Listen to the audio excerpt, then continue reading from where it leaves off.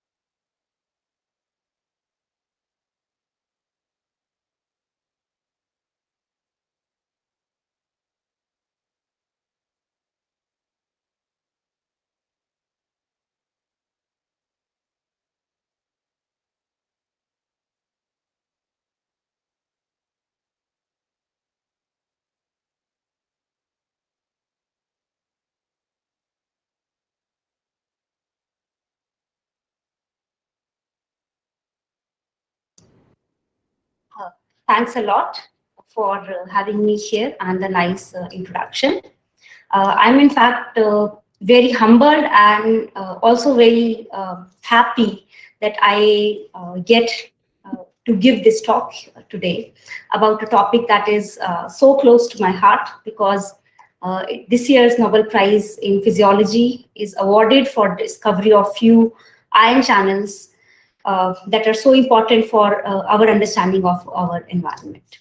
So let me get started by sharing my slides.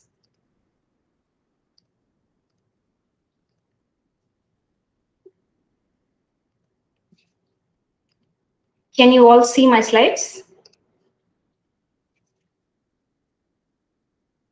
All right, perfect. Okay.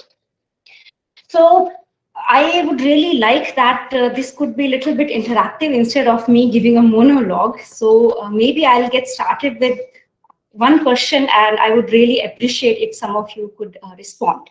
So can someone of you tell me, is it day or is it night? It's day. It's day, okay. I hope most of you had lunch. So when you ate your food, how did you tell, was it tasty or not?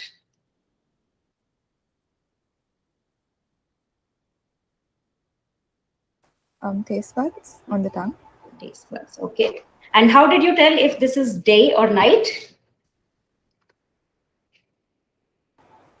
Just by looking outside.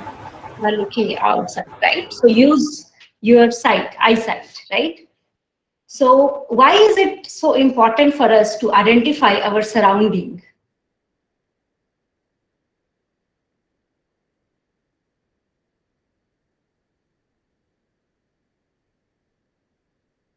So we are looking at our environment, we are smelling food, we are tasting things, and we are able to tell time, we are able to hear things. So that means we are constantly interacting with our environment. And this is really, really important because this interaction with our environment is what allows us for survival, for forming social bonding, for getting and learning more things, and also escaping predators or our safety, right? So our basic survival is really dependent on our sensing of our environment. And as some of you have already answered, the sensing of our environment is done with help of some special sense organs, right? I think you all already early in the school learn about these 5 senses that we all have, right? We can smell things, so we can tell, for example, if a fruit is good or has it gone bad now by just smelling it. We are also able to tell things by taste. Are they going to be fine, or has this thing gone bad, or something tastes good to us, or versus something tastes bad. We can identify foods based on this. Also, we can hear. So we know if you heard a sound, is it a bird chirping away or is it a lion roaring? So if you can stay safely in your current environment or you have to run and escape the predator. Similarly, your vision allows you to know if it's day or night. Look at the changes in your surrounding. Look who is approaching you. Is it a friendly person or is it a predator, so you can escape? So these senses are really helping you to embed in your surrounding, be aware of your surrounding, and help you to then respond appropriately. And lastly, we have sense of touch. So you can touch and tell differences between various things. All of these senses are then going and sending their signals into the brain, where this is integrated together and results in some output, usually in terms of some motor behavior, right? So based on whatever input you are getting, you can decide to do an action. For example, you will decide to eat some food item or not, likely based on smell or maybe taste. So these are the outputs of your senses. Okay. So these senses are really very broad and very different from each other, right? So for each of these senses, we have these specialized sensory organs. For example, for vision, we use our eyes. For hearing, we use our ears. For smelling, we use our nose. For touch, we use our skin, and for taste, we use our tongue, right? And all of these inputs or sensory stimulus are very different in nature. So for seeing, we need to perceive these photons of light. For hearing, we need to perceive the changes in air pressure that came because of the noise. For smelling, we need to identify the chemicals that are floating as odorants in the surrounding. And for touch, we really need to be touched by an object to sense it, right? And for taste also, we need to identify or physically touch the chemicals that are present in the food. So this is all fine, but the thing is, how does this wide variety of stimuli that are so distinct from each other all go into the brain and make some sense? Because these require a lot of very specialized ways in which the signal can go to the brain and be identified. And brain contains millions of these cells, which we call as neurons. And these neurons talk to each other with the help of electricity. So all these signals which are coming from various ways, in order for them to be interpreted by our brain or brain cells, we need to convert these signals into electricity. And this electricity in each cell is really the language of neurons. If you stick an electrode in these neurons, you can measure detectable voltage changes in these neurons or currents that are flowing through when a neuron is talking to another neuron. So for this encoding of these various types of stimulus, all of these stimuli need to be converted into electrical signal so that it can be processed by the brain. And for this, we know that there are various specialized types of neurons that exist in these sense organs that help for conversion of these different sensory stimuli into the electrical signals. And inside the brain, this information is integrated, processed, stored for future references, and also converted into actions based on the stimulus. All right. So this conversion of various types of stimulus into electrical signals is really a remarkable process and has really required a lot of specialized senses and, of course, a lot of specialized studies. Therefore, no wonder a lot of Nobel Prizes have come for identification of these senses. First one in 1944 to Joseph Erlanger and Herbert Spencer, who identified that single nerve fibers, or these long processes of the neurons here, they are responsible for detecting differences between painful and non-painful touch, so that they are responsible for pain. In 1961, George Betsky won Nobel Prize for detecting the mechanism of hearing by studies of cochlea. In 1967, Nobel Prize was awarded to the deciphering of phenomena of vision and how it's processed in your eyes. Later on in 2004, Nobel Prize was awarded to identification of olfactory systems and how it works. And this year, again, it has come to the sense of touch by Ardem, Patapoutian, and David Julius, who have been awarded this prize for discovery of receptors for temperature and touch. So, although we are saying that this is sense of touch, actually, the real name of this system is somatosensory system. And it is not just touch that is detected by this system. It is the system that allows us to perceive differences in temperature. So when you are feeling very hot on a summer day or very cold in a winter environment, that differences in temperature. If you are pricked by this cactus thorn, then the pain that you perceive is also detected by the system. If you are identifying that you are sitting or standing at this movement, or you are aware that how you are moving at this given movement, at this given particular moment of time, then this is also detected by your somatosensory system.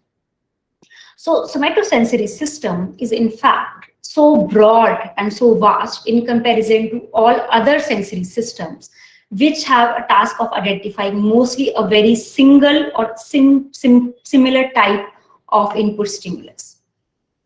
And in the somatosensory system, it is not just detecting the presence or absence of a stimulus, but it is also integrating a wide range of different signals and also identifying the intensity of these signals. For example, you can differentiate between a light handshake versus a strong handshake. And the same light handshake, which was okay for you earlier, if you got an injury on your hand, in that case, the same light touch is going to feel much more painful to you in comparison to earlier when you did not have that injury. So this somatosensory system is integrating different types of stimulus as well as their intensities. And this is important not just for detection of our outside environment, but is also important for regulation of a lot of our internal physiological processes, such as regulation of blood pressure. So your blood vessels really need to know how much is the blood pressure and contract or dilate in response. For respiration, our diaphragm need to contract and relax. And urination. So the urge to urinate comes when your bladder is full and there is pressure building from inside. So all of these are a result of somatosensory systems. And because this somatosensory system is doing so many different functions in the body, no wonder it is not located in a specialized sense organ. It is really spread out throughout the body. It is located in skin, it is located in your muscles, because it has to really identify and work on a lot of things. But somehow it is all clubbed together under the somatosensory system. Okay, so this is a basic overview of the somatosensory system. Don't be alarmed by this complex diagram. We are not really going to discuss this in detail, but just so that you know how this sensation works for our brains. So this is, for example, you are going to go take a shower. You turn on the tap, and now water is falling on your hand. So you are going to detect if the water is too hot, too cold, or is it ambient temperature for your requirement, right?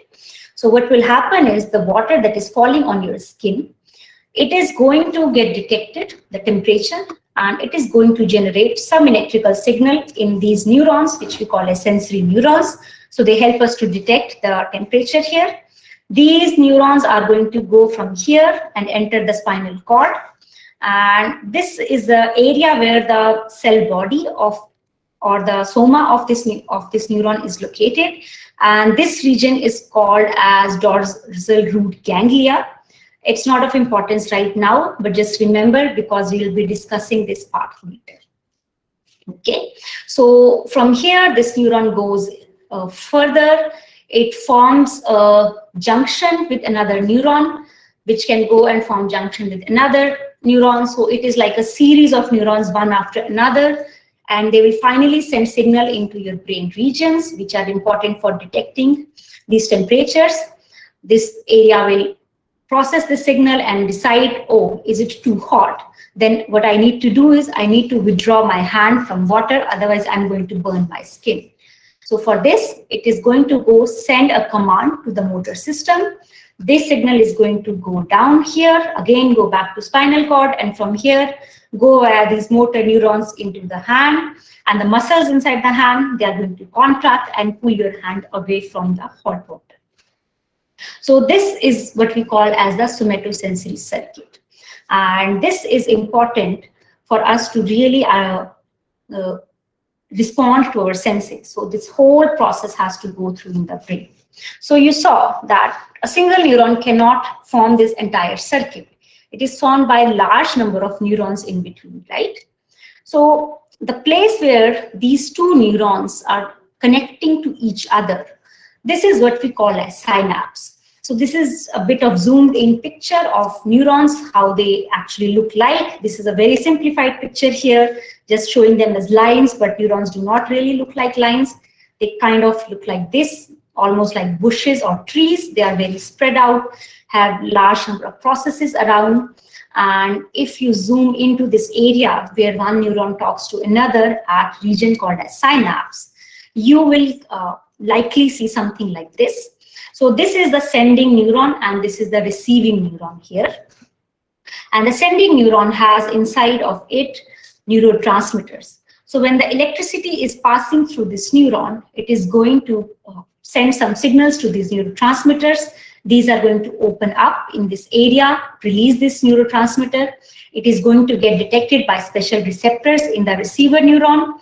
And once they go in, what they are going to do is open some channels here, which will lead to influx of some positively charged ions inside and generation of another electrical signal in this receiver neuron.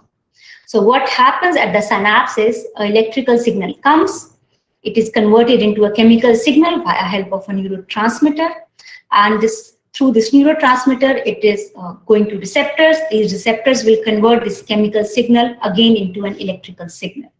So in this way, neurons talk to each other and send information from one part of our body to another part of the body to perform all the functions. Now, problem with the sensory organs is there is no chemical to get started with in the beginning, right? So for example, this is a cross section of your skin. You can see various layers, epidermis, dermis, or hypodermis.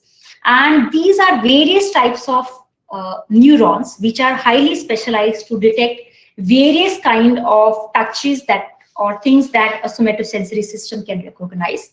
For example, here you have neurons that act to detect either heat or cold. Then there are another type of specialized neurons. Names are not really important here, which are helping you to detect touch. Then there are these nociceptors or neurons that sense pain, and some other which can sense pressure. So if your skin is being pulled like this, you can detect the change and perceive how the pressure on your skin has changed. So the starting question for somatosensory system is, how do these neurons convert this temperature change that was happening here into the electrical signal? And how is this touch stimulus, either it's a prick of needle or pulling of your skin, and this is converted into an electrical signal? There is no chemical here, right? And this is what was the work of this year's Nobel Prize winners. So in 1944, these nociceptors, these neurons which detect pain, were identified by Joseph Erlanger and Herbert Gasser. And they identified that these are getting detected with the help of single neurons or nerve endings, which are very specialized for this purpose. And for a long time, scientists also knew that these chili peppers that you see here, they can also elicit some pain, right? So if many of you might have experienced that if you touch chilies and you hold them in your hand for a long time, you may get a burning sensation or a painful sensation. And similarly, you get this painful sensation if you eat a chili pepper. So in early 1990s, David Julius and his colleagues identified the receptor that is responsible for responding to this active compound in these chilies, which we call as capsaicin. And this channel that was responsible for responding to this at the receiving neurons here, okay? And they also showed that the same set of neurons are also responsible for responding to heat as well. And how did they go about it? That is what we are going to look further. So a lot of people had worked on these chili peppers and capsaicin and were able to tell that, you know, these are able to elicit this heat or painful heat in the body. But they were not able to identify what is the channel that is responsible for detecting this. The novelty of the work from David Julius lies in the fact that they use capsaicin itself to identify the receptor. So what they did was, they took these dorsal root ganglia that I had showed you earlier in the somatosensory pathways. So these cell bodies that are sending these neurons that are acting as sensory neurons. So cell bodies of those neurons, they isolated them from rodents. And what they did was, they isolated all the mRNA from them, prepared a complementary DNA library to all the mRNA that was expressed, and then pooled that cDNA into various fractions and expressed them into these HEC293 cells. And these cells, then they loaded them with Fura2 dye And what was known was that this capsaicin is able to elicit a calcium response in the cells. So what they did was they took this DNA library that they had, various pools, they expressed them in these HEC293 cells, and then exposed them to capsaicin itself. So if something is responding to capsaicin, if there is a gene out there that can respond to capsaicin, it would show a calcium signal, which is fluorescent in nature.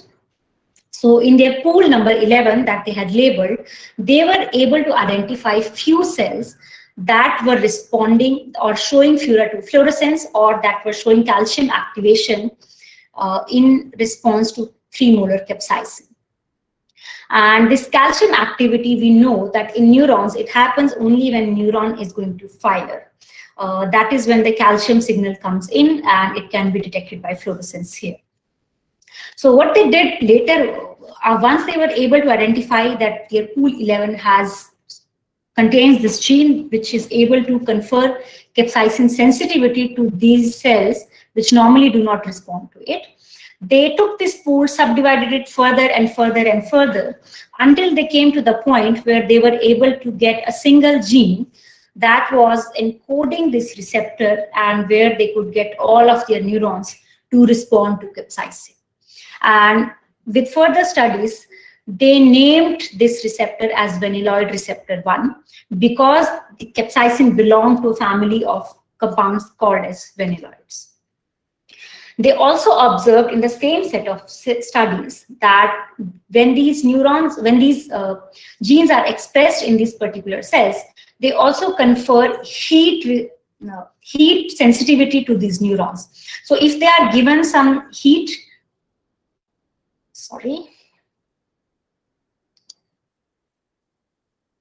Oh, I'm so sorry.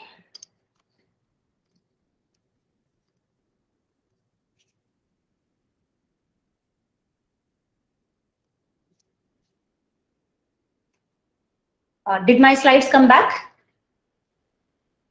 Yes. Yeah. Okay, sorry. Yeah. So these cells could respond to high temperature as well. Okay, and this is then they looked into various types of vanilloids which were extracted from various different types of peppers.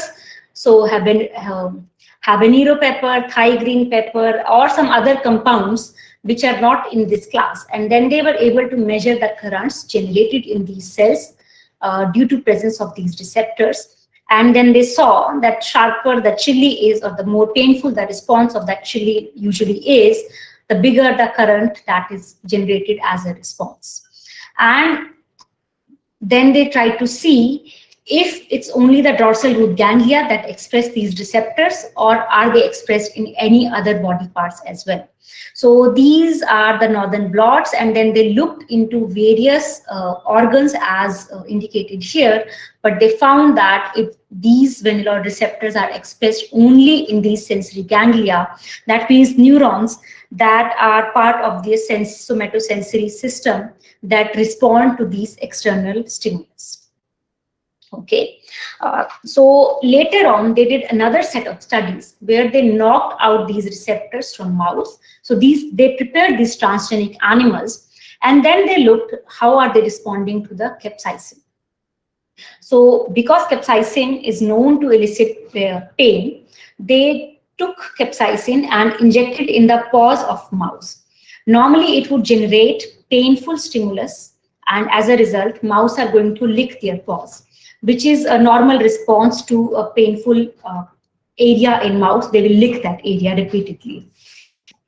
But if these receptors were knocked out in these mouse, as you can see, these mouse did not lick their paw anymore. That means they were not really detecting any pain from injection of capsaicin, even at high doses, in comparison to the control mouse in which their vanilloid receptors were intact. So that means presence of this receptor was important for detection of pain in these mouse. Next, they also looked if these animals are able to respond to heat if this receptor is knocked down. And here these mouse are put on a hot plate whose temperature is varying from 50 to 60. And because mouse will start to feel hot, they are going to jump away from that plate or get jump outside that hot plate. They are not going to stay there.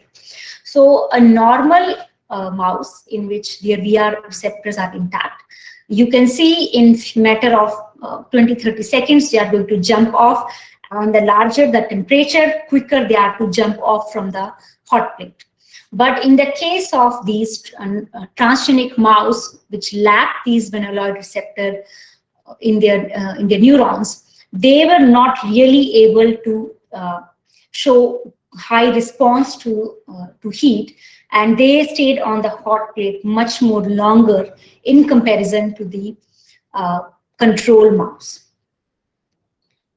So at this point, it was clear that the receptors for heat have been identified, right?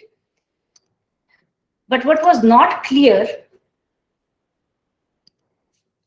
was how the cold is identified, because there was some indication that heat and cold were identified through different sets of receptors. So then Julius and another group, Ardem Patapoutian, they were independently working on deciphering what receptors could be there, or channels that could be there that could identify or respond to cold temperatures. So in same year, almost parallelly, both of them published papers where they identified this receptor independent from each other, and they both recognized and pinpointed it to be a member of TRP. Okay, so what they did was, in the study from David Julius here, they followed an approach which was very similar to their previous approach to identify a receptor for capsaicin, because capsaicin induced a heating sensation. This time they worked with menthol, which we know produces a cooling sensation. So they similarly prepared these pools of DNA libraries, and then they expressed them in hex cells, and then worked to find which pool can confer the property of responding to cold temperature or menthol to these neurons. And they were able to identify, and then using an approach similar to last time, they were able to go and pinpoint it to a single channel. And once they pinpointed that, they expressed these channel in oocytes and measured currents from them. And what they observed is that all the compounds that have cooling effects were able to open the channel and elicit a current that can be measured. So menthol was able to generate a large response. Eucalyptol, which is obtained from eucalyptus, was also able to elicit current here, and another compound, isolane, was also able to elicit current, but not capsaicin. So that means these receptors were responding to another class of compounds which are cooling in nature. And what they also observed, that if you lower the temperature or apply a temperature ramp, they by changing the temperature of the solution in which these cells are bathed in, you will also get this type of current. So these same set of receptors were responsible for response to menthol as well as cold. On the other hand, Ardem Patapoutian group, what they did was, instead of going by the screening approach by working through a large library, what they did was they did a lot of computational studies and identifying families that would be related to this. And then after a lot of initial screenings, they came to this TRPM8 family of receptors. They expressed them in these CHO cells. And again, here they relied on calcium responsiveness of the neurons. And what they saw is that if you change the temperature of the culture media or the solution in which these cells were kept, you could get response in the cells that were expressing these receptors, but not in the control cells which did not have these receptors. They similarly studied it in presence of menthol, and they could see that in presence of menthol, these cells expressing TRPM8 receptor showed a calcium response. And if this menthol is put on the cells in absence of these receptors, so these cells which are not expressing it, they are not able to show this response. So this way, both of these groups were able to identify a receptor that responds to cold. So this is a summary slide for these studies, which showed that using capsaicin, or the molecule against which the receptor can respond, was used for screening purposes. And then with the help of these screening assays, these groups were able to identify TRPV1. So instead of vanilloid receptors, they have now been temperature sensitive receptors, so they are now named TRPV1. And further studies identified that there are many more of these channels in the same family, and they all have different temperature sensitivity ranges. So some of them are detecting temperature in this range, some of them are detecting much higher temperature, and some are detecting a bit lower temperature. But there is another set of family which we call as TRPM8, which is responsible for detecting cold temperatures. So they open in response to cold and allows us to identify heat or cold or temperature of our surrounding. And all of them are present in these sensory neurons present in our skins, allowing us this degree of response. So while this was clear, it was even at this time, it wasn't really very, very clear that how these neurons are responding to the mechanical pressure. Okay, so a lot of bacteria, for example, they have been shown to respond to mechanical pressure and use that for their survival or their movement. But in the mammalian systems, this was not really clear, and these receptors were not identified. And so a group of Ardem Patapoutian was really interested in identifying these receptors in the mammalian systems. And it was in year 2010 when these receptors were first identified, which are called as Piezo 1 and Piezo 2. And Piezo is a Greek word for pressure. So this was the nomenclature that they decided to put for these receptors. And how did they go about this discovery? So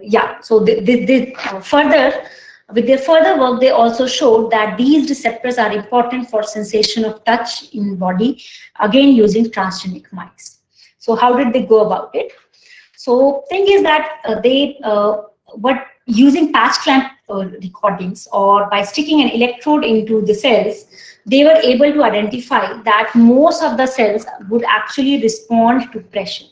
That means they would show some kind of current induction like this in response to pressure. But their first job was to identify a cell line or cells that could generate a large enough response and a stable enough response. So they screened a large number of cell lines for this purpose, and then found Neuro 2A cell line to be suitable for their purpose, where they could get a bit larger mechanical current in response to pressure. So how did they do it? So this is a cell body that is being recorded with the help of this gray electrode. And here is a pulled glass capillary. That means its edges are, its mouth is a bit narrowed down. And this is being moved with the help of another system. So a little bit of movement, for example, 5 micrometer, it comes and touches, and further 5 micrometer, it will go and push, and further 5 micrometer, it will go and push further. Because cell membranes are elastic, they are made of lipids, right? So it will get pressed further and further without completely rupturing it up to some level. So in this range, by giving it different movement or pressures, they were able to record some currents. So once they had this stable system in which these currents could be measured, what they did was, they instead of relying on the approach that Julius had used earlier, what they did was again rely on computational studies and then one by one.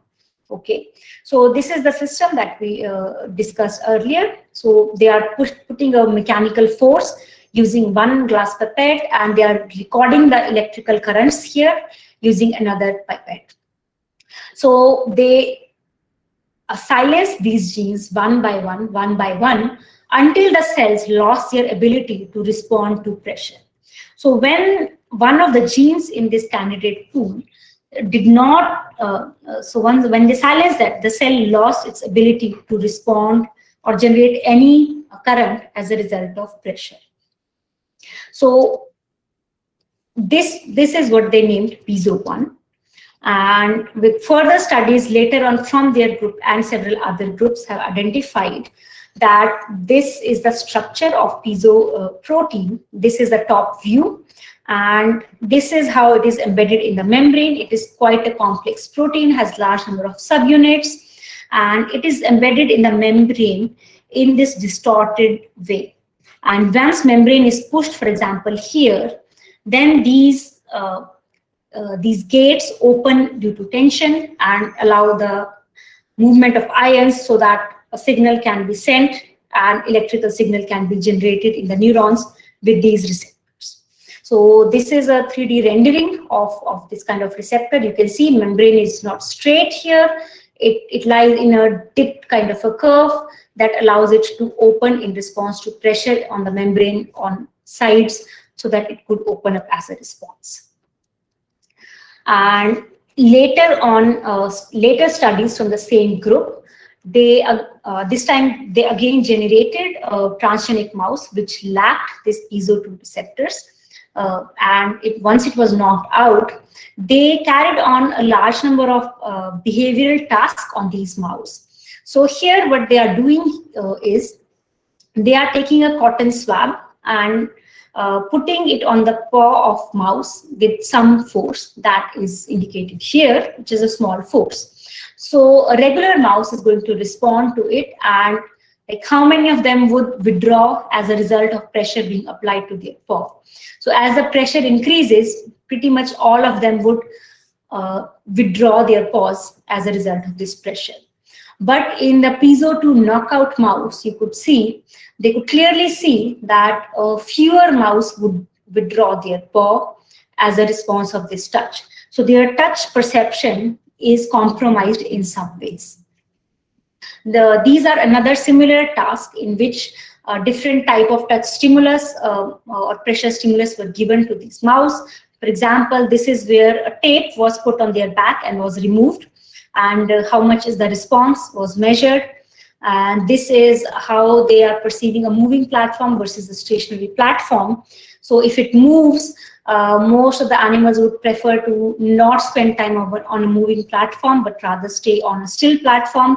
But these mouse are not able to really perceive any changes in movement in the surrounding, so they would still continue to spend time on this.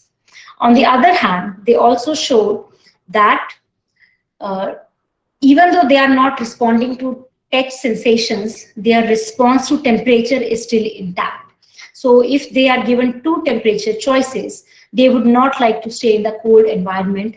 And even after knockout of Piezo 2, this response was intact in them. So that means this receptor was really specific to the touch sensations in these mouse. So overall, it was clear from the discoveries of these two groups and many others over last few decades that these TRPV1 channels, or these temperature sensitive channels, they are really important for maintenance of our core body temperature, because we maintain all our internal organs at a temperature of around 37 degrees, and that is really important temperature for all of our enzymes and proteins to function and work in. And inflammatory pain, so if we get some inflammation somewhere, then we get this hot kind of pain that is kind of similar to capsaicin pain. And neuropathic pain, so if we have injured some areas, we detect pain. Internal organs, if we have some issues there, we can also detect that visceral pain. And this is also very important for our protective reflexes. So if we are putting our hands on a hot flame or candle, then we withdraw it immediately because we know it is going to burn our hand.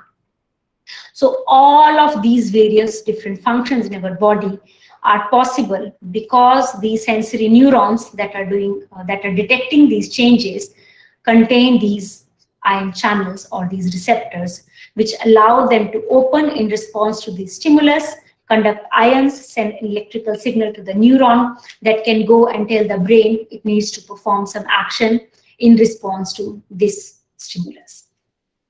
Similarly, Piezo 2, it is also very, very important for mechanical pain. So if your hand got crushed under a heavy object, you are going to identify that as a pain, right? So it is really mechanical pain. Urination, because our bladder works on identification of pressure in it, and respiration, because our diaphragm responds to pressure for breathing, blood pressure, how these RBCs are going to contort themselves to pass through very narrow capillaries. So these RBCs or red blood cells also contain these receptors, and that allows them ability to get folded or get deformed so that they can squeeze their way into the narrow capillaries. And scientists have actually identified in recent times that these RBCs in which this gene is defective, they are not able to bend, and that can give rise to a rare type of anemia because these RBCs cannot really spread or go very well into these narrow capillaries. So all of these processes are really, really fundamental for understanding of how our body works and how our normal physiology works. And it has a lot of potential applications in treating the disease related to this. For example, pain. There's work going on to target these receptors, especially in the family of TRPV1, that can be used for treatment of pain, which are independent of cannabinoid pathways. And in the end, I leave you with these pictures of Ardem Patapoutian, who is in his Zoom uniform, a blazer on top and shorts on bottom, and Julius, David Julius, who was celebrated for his Nobel Prize by giving him a garland made of chili peppers. And so people like us, people like everyone around us, and this is a beautiful thought that Ardem Patapoutian has said in recent days that I really like. So when people are saying, you know, how do you feel that you're going to win Nobel Prize? But what he says is that you can really put those thoughts away because so many people do good work, and wanting to win is not really good for your soul. So wanting to work and identify something fundamental and discovering the joy in that is that what is important for us. And with that thought, I will end this lecture and I welcome any questions that you have. Thank you.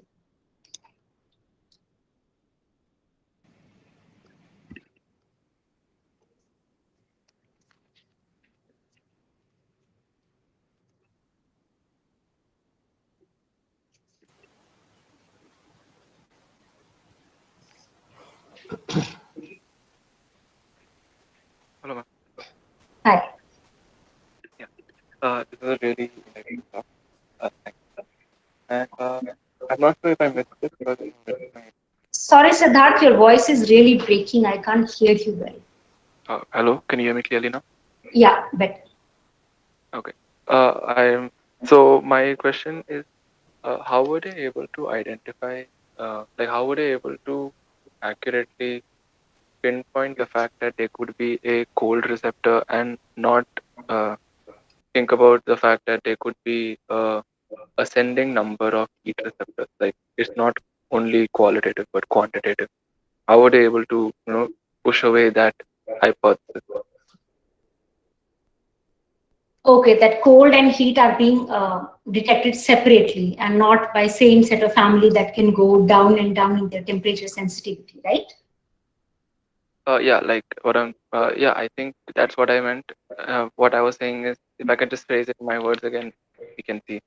I wanted to know if how they were able to say that for temperature, there's not a quantitative number of receptors from 1 to 10, and there is a 1 and 0, like a binary, not binary per se, but a hot and a cold receptor, the two different receptors.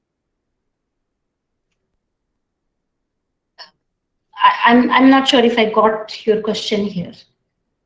Binary in the sense?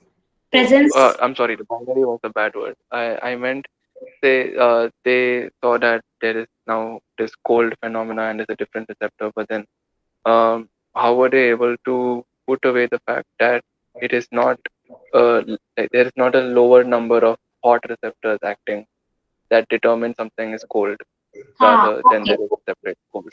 Okay. So this actually, if there is a lot of work that is known about how neurons respond to various stimulus and how the signals get generated in them. And we know that most of the time the electrical responses that come into the neurons are all or none responses. So either there will be an action potential or there will not be an action potential. So for example, if uh, even if fewer number of receptors are engaged in this case versus more number of receptors are engaged, they even if those two receptors are activated and they have activated this neuron to go and fire, it is going to send a signal. But if fewer neurons, if fewer receptors were engaged, they will not be able to really generate enough response to fire an action potential. So to grade an action potential is not a possibility for neuron because of the way they are designed. So therefore, it's a separate set of receptors fundamentally that is acting on these. Okay, so that was the elimination that they utilized. Yeah, I mean, it has not been explicitly stated by them per se, but as a neuroscientist, that would be my first take on it. So I believe everyone would think on similar lines. Understood. Understood. Yeah, that makes sense. And just on the same note, so if I were to maybe like think a little bit more about the intensity of this heat, abscess heat per se. So while using the mouse model and like noticing them licking the wounds or whatever I like touch. So how do you really look at intensity in such, because you can't really tell how quickly or would you particularly like target that receptor and passive, but I'm not sure. Like, how would you determine intensity? I'm sorry, your voice has been breaking in middle, and I didn't really get any sense of your question. You may type it. I'm sorry. Is it clear now? I think there's some Yeah, bad it's connection. like volume is better, but I'm just losing your voice in middle, so I lose out words of your sentences. Okay, can I try one last time? Is this better? Yeah, sure. Okay, so I was asking in a mouse, first, how would you really understand the intensity of a capsaicin treatment? If it's really high or really low, because they would just react with a behavioral response of picking the wound. Right. So how would you tell like different dosages of capsaicin? How would it affect a mouse? Yeah. And whether or not it does affect the mouse? Yeah. So I think there is some quantitation that they have shown in their paw licking responses, right?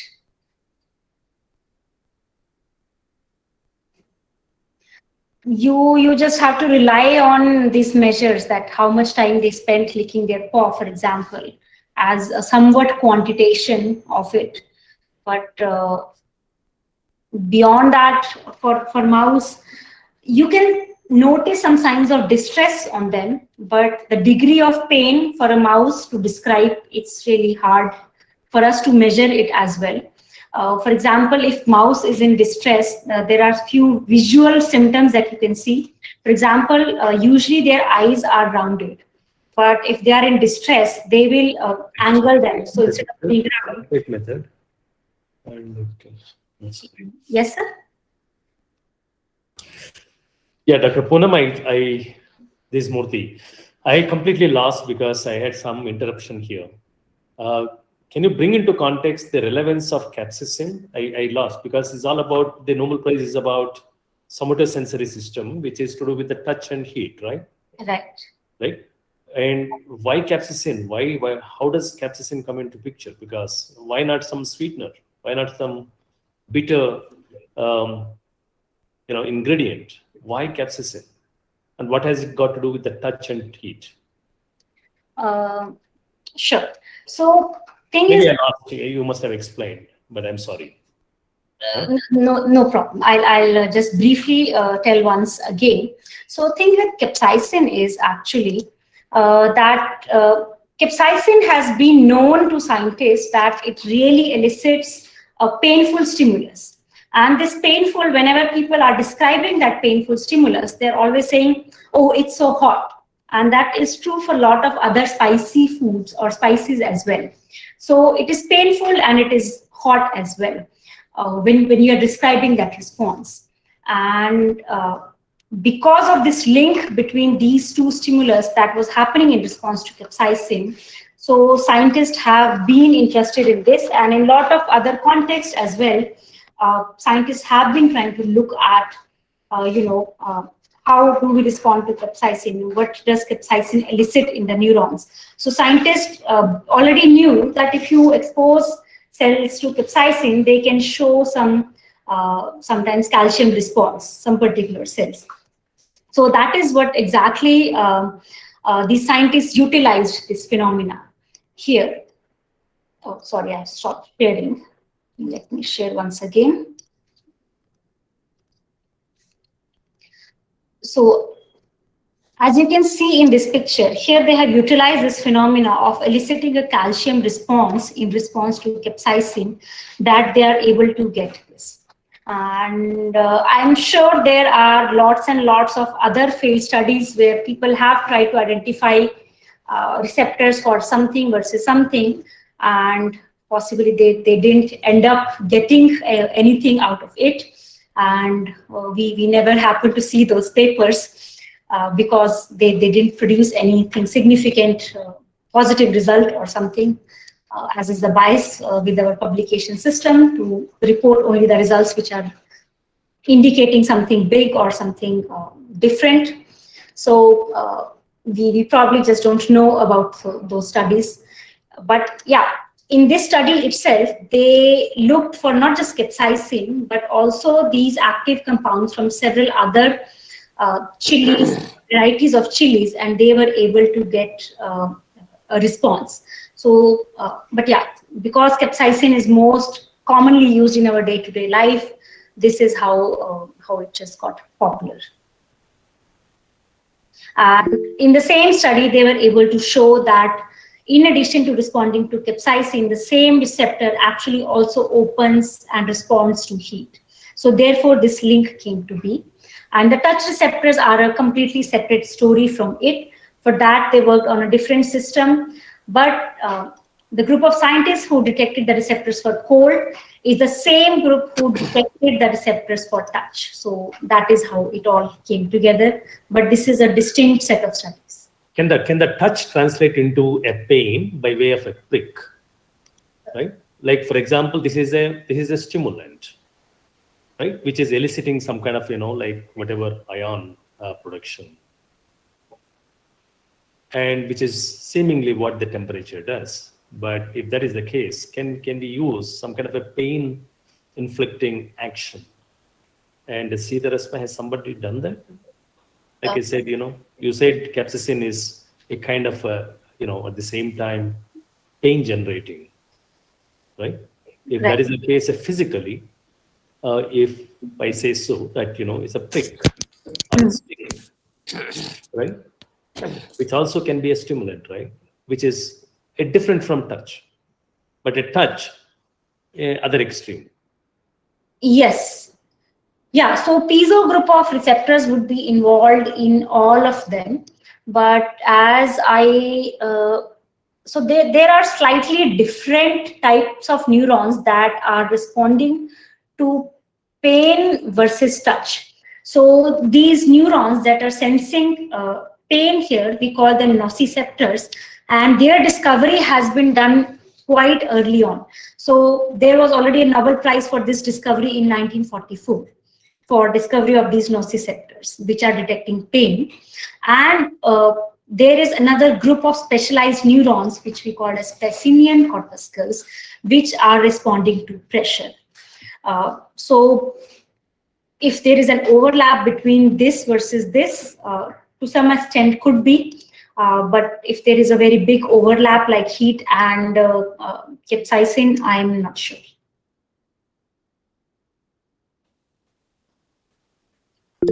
Okay, thank you. Can I ask a question, Dr. Thakur? Yes, please, Professor.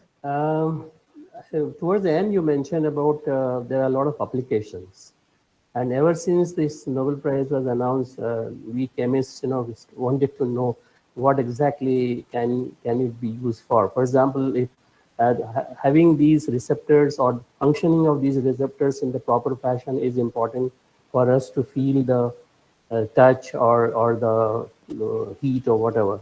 And on smell. So when we say that there will be applications of knowing these receptors, or will there be some drugs that will be developed in order to either augment that means some people may have a malfunctioning of these receptors, so they may have a problem for not feeling the, say, heat or whatever.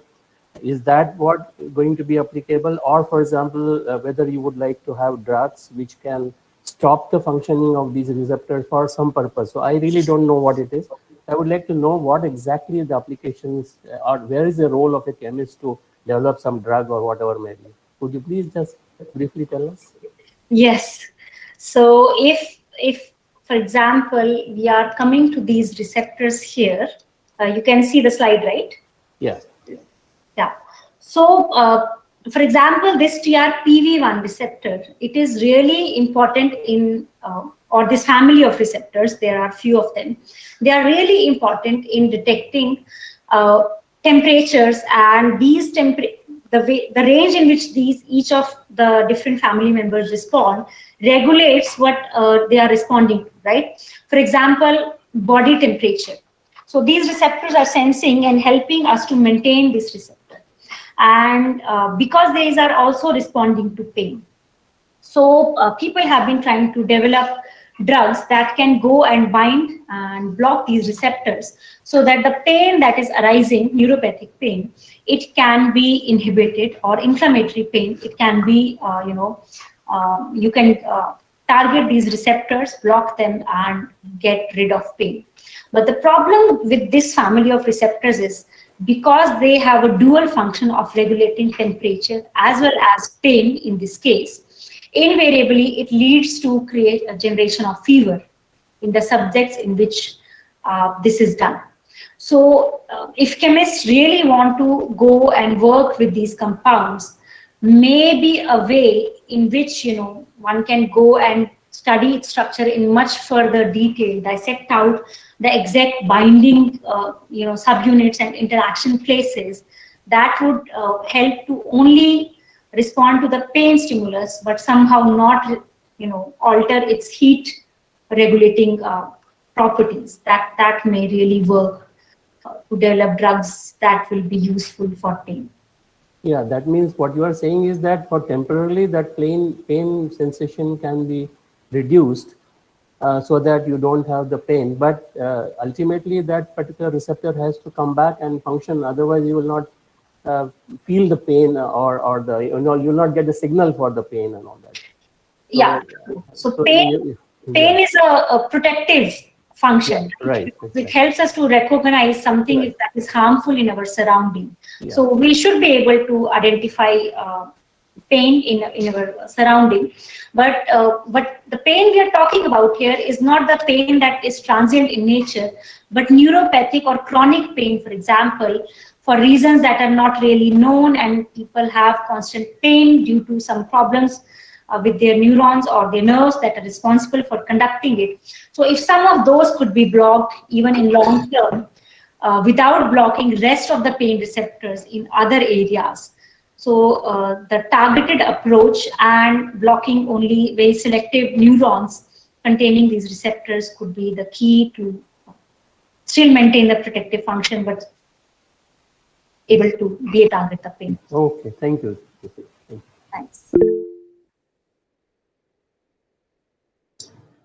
Poonam, I have a question. Yes. So this heat receptors and the cold receptors, right? So they basically respond to higher temperatures and lower temperatures. So they directly respond to change in the temperature, right? And then they allow the ions to pass. Yes. Right. In that case, how do they respond to capsaicin and menthol? Because is it due to the change in temperature which capsaicin produces or menthol produces, which is being recognized, or as a chemical, capsaicin can directly bind to the receptor, or menthol can bind to the receptor? So this is something which was not very clear to me. In these particular set of papers, they have not explicitly stated that. But what I'm gathering from all of this is that it is direct binding of these compounds to the receptors, not because of the heat that is generated as a result. I see. So capsaicin just becomes a proxy for a heat generating substance. That's it. Yes, because activation of same neurons is responsible for generating a heat response and generating this burning sensation of capsaicin. So that is why when we are eating it, we are feeling hot as a result as well. Okay. So if it was some other molecule which is activating the same receptor, we would have felt hot by consuming that chemical, right? That molecule. Yes. If it's X which can activate the same receptor, we would have felt hot by consuming X. That's what they're trying to say. Yes. Okay, good. Thank you. Ma'am, can you hear me? Yeah. It was a really illuminating talk. Thank you so much. I actually had a question. So initially we started by talking about the receptors of touch and taste. But when we talk about heat as a response to spices or spicy foods, olfactory receptors also play a very big part in it, right? So are these receptors common to like all senses, or is it exclusive to touch and taste? I think one has to kind of identify here when we are talking a receptor. In this context of this study, we are really talking about these channels, okay? But in lot of everyday language, when we are saying receptors, as you can also see in this picture, here what receptor means the neuron that can act to respond or detect this particular sensation, okay? So there are these receptor neurons that are in the olfactory bulb that can go and detect various chemicals, and there are these receptors in skin, that these neurons which can go and detect. But if you see here, the mechanism by which they go and bind and act is totally different, right? So there could totally be different receptors in this case, because olfactory coding is happening in a very different way. So there have to be very different ways of detection there. At least from the current knowledge, I would take a stand that these are separate. But if tomorrow we end up detecting something that it is also there, could be. Okay, all right, thank you.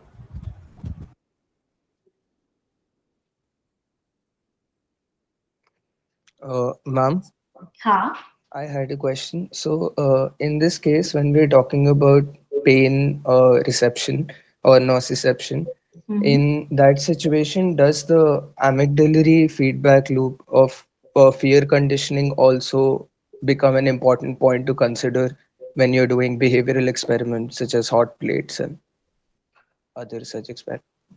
Yes, of course. None of your senses or systems works in isolation.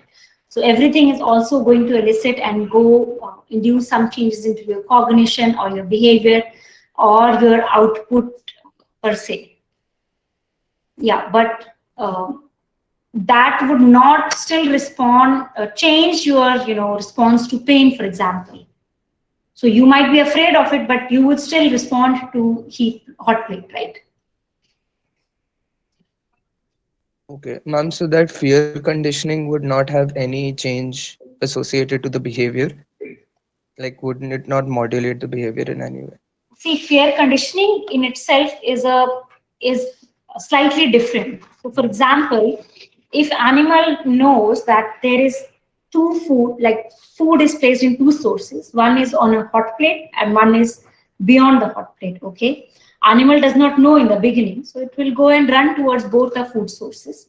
And once it goes to the hot plate, it is going to learn, oh, it's very painful, and I will not go to the hot plate to get the food, and I would rather go to the other thing. Okay, so that is what the fear conditioning is, that it is learning not to do something because it is going to get uh, punished for it in some ways, right?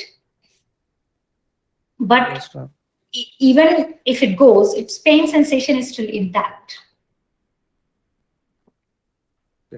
Ma'am, in some situations, there is like a freeze response which is seen in animals in response to pain. So, would in this case, if you're doing the hot plate experiment and you're trying to measure how much time it takes for the animal to jump, if there is this freeze response which is elicited, then wouldn't interrupt the. So freeze response is not generated in response to pain. It is generated in response to fear. Yes. So, this fight or flight stimulus is there. So for mouse, their biggest fear usually is getting predated upon or being detected. So if they are too afraid, they would really become still because they are hoping that whatever is the danger will pass. If I don't move, I will not get noticed and hopefully not predated upon. So that is their innate instinct running in this case. But that has not to do anything with pain. And responding to pain is really a reflex action. So it is not that you consciously perceive and plan and execute. It would come automatically because it's a reflex. Yes, ma'am. Thank you, ma'am. All right. Yeah, I think there was a question in chat if these blockers of suppressing this can be used as anesthesia.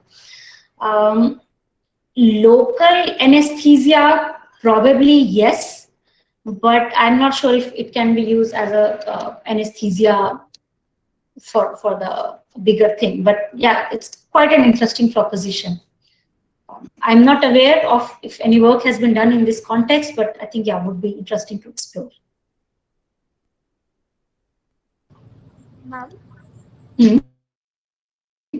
had we to use it as a temporary anesthesia as proposed, is there a mechanism to temporarily disable it and then enable it? Is that possible to manipulate at such a level? Could you repeat first sentence of your question?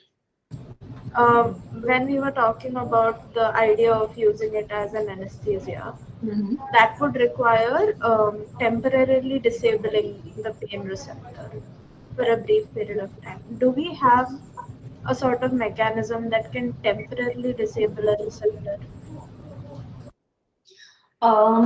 So if we know of all the receptor binding and everything that takes place in the physiological system, we know that pretty much none of them is permanent actually. All of them are by nature transient.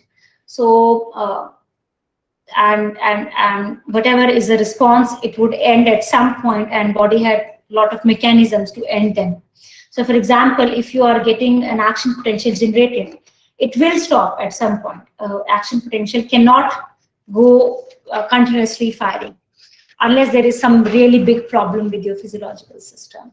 So in the same way, if for example you want to block or anesthetize a particular region by blocking these pain receptors, or just making them immune to pain for temporary time, and you are injecting something, a drug for example, you have to realize that this drug will get diffused away from that by blood flow and everything after some time, right?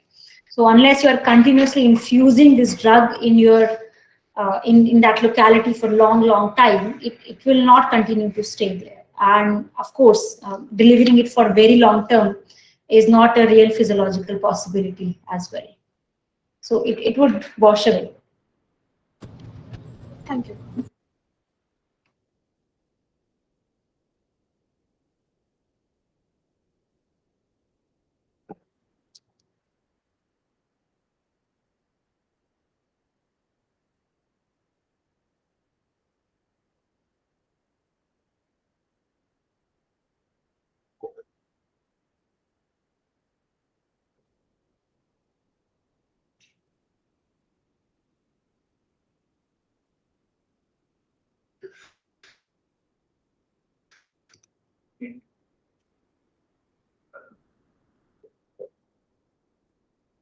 Thank you.